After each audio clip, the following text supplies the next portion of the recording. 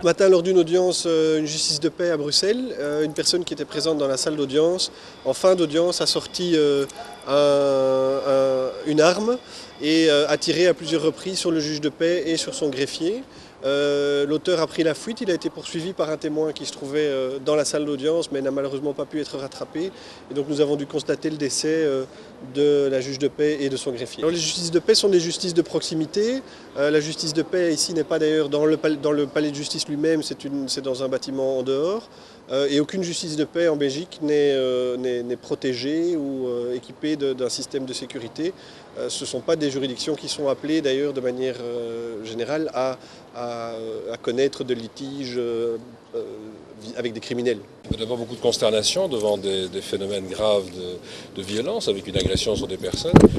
Et on pense d'abord bien entendu aux familles des victimes, je pense que c'est aux familles et aux proches qu'il faut penser, mais surtout se dire que c'est un phénomène qui s'est amplifié ces derniers temps et il faut vraiment que l'on trouve des remèdes. Ici on a affaire à la justice de proximité, si on doit prendre des mesures de sécurité exceptionnelles aussi dans des justices de paix, ça va devenir très compliqué. Donc le problème c'est une réponse beaucoup plus générale. Je connaissais Madame Isabella Brandon, qui était une femme extraordinaire, qui était une femme de grande compétence, qui était très humaine, très à l'écoute du justiciable et des avocats. Elle avait beaucoup de qualités et je ne m'explique pas ce qui a pu se passer. Est-ce qu'il y a eu un incident? Est-ce que c'est quelqu'un qui a voulu faire une vengeance? Personne ne le sait.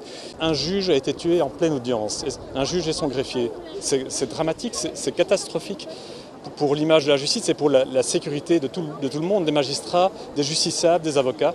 Donc c'est une grave question qui se pose maintenant et qu'il faudra vraiment réfléchir sérieusement.